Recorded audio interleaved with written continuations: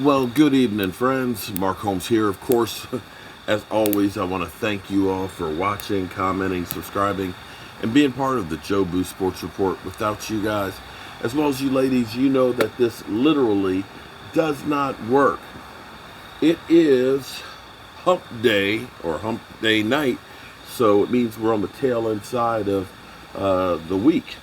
Tomorrow night, we've got the Denver Broncos taking on the Cleveland Browns. And the Cleveland Browns, well, Cleveland Browns are having a rough year.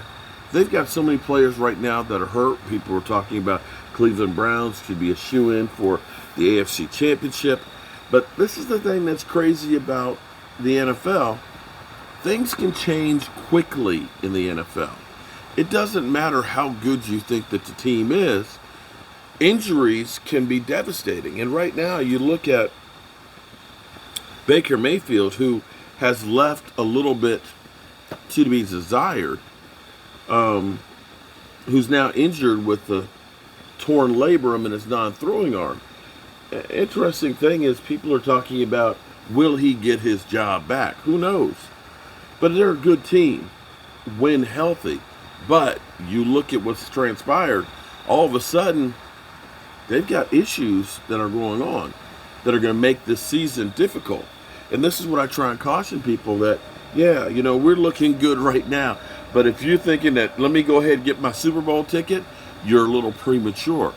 Because think back a few years ago when we started out 3-5 and we got traded for Amari Cooper and the leaves just falling off the trees. That changed the complexion of the team, and we went on a streak and won the division, something that hadn't happened before. So there may be teams out there right now that you look at and say they're terrible, but they have 12 games left to turn it around, and anything could happen down the stretch. We don't know if COVID's going to rear their head at the wrong time to hurt some teams. You don't know if quarterbacks will get hurt.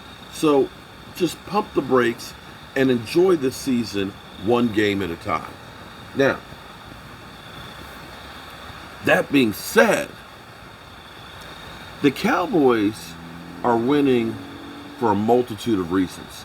Let's be clear. Dak Prescott is unbelievable. Dak Prescott in one ranking is the number one rated quarterback in the NFL, which is amazing when you think about the perception that people have had about Dak Prescott. But it's not just Dak Prescott. Like I was pointing out earlier today, we look at Micah Parsons and Diggs and the season that they're having, and we lose track of other guys that are also helping them do better. When you look at OC in Dagas, in you know what I'm talking about, OC in Dagazua, he is the number one, or excuse me, he has the most pressures of any interior defensive lineman in the NFL. He's got 8 quarterback hits. As a rookie, he is doing a lot of damage and nobody even knows about it.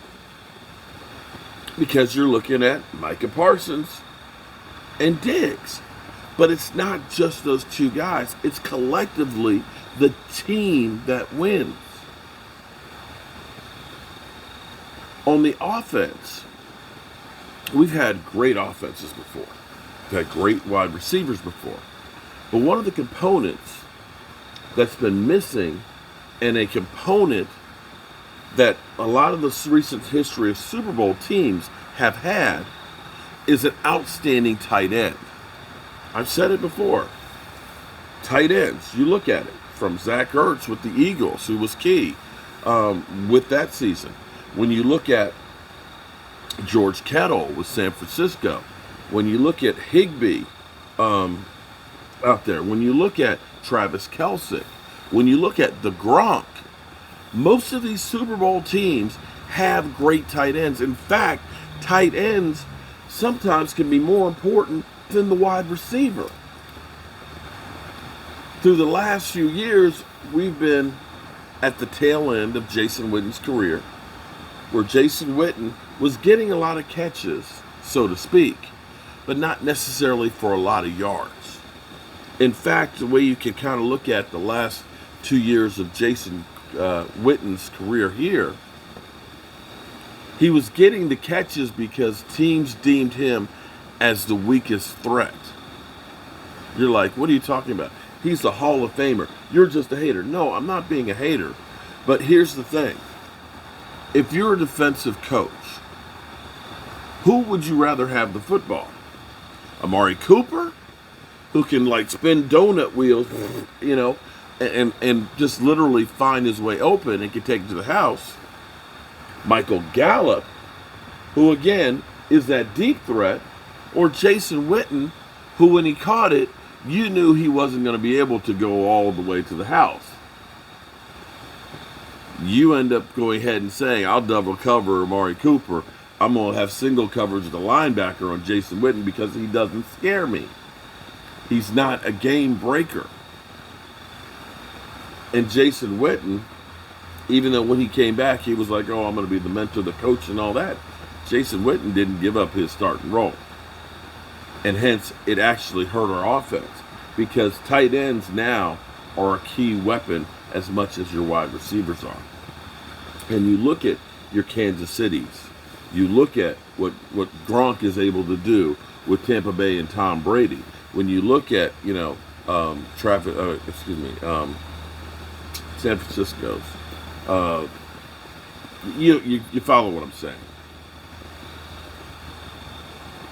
We have one quietly because of what we see from CeeDee Lamb and what we've gotten from Zeke Elliott and, of course, Tony Pollard. You look at this and say, Amari Cooper is on pace for over 1,000 yards. We look at it and say CeeDee Lamb is on pace for over 1,000 yards. We look at it and say Zeke Elliott's on pace for 1,000 yards. We look at it and say, wow, Tony Pollard is on pace for 1,000 yards. But now you have to look at the Dallas Cowboys doing something in history that has never even been contemplated. Because right now, borderline, Dalton Schultz is on pace for 1,000 yards.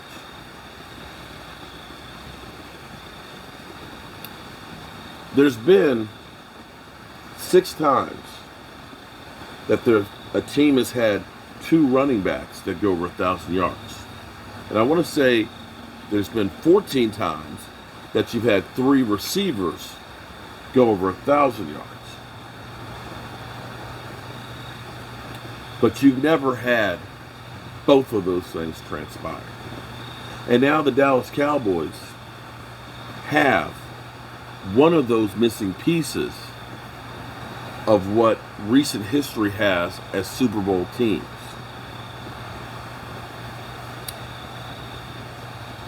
It's amazing how the Cowboys have had the Midas touch this offseason. When you look at this draft class right now, not just Micah Parsons, but you can look at it from Osa Odighizuwa. You can look at it from Goldston. You can look at it even a little bit with Jabril Cox in a couple plays. And we still yet to get Kevin Joseph out there or Nahshon Wright. But we've gotten such a contribution from these young guys. And even when you look at last year from CeeDee Lamb to Diggs, you got 2 of the youngest playmakers on both sides of the ball in last year's draft. Most teams would be happy if they got 1. We got 2. Unbelievable. But the NFL season is a long season. Teams will rise and teams will fall. All I can tell you is kick back, relax, and enjoy the ride. Don't try and rush it. Don't try and forecast it. Just let everything come to you. And with that being said,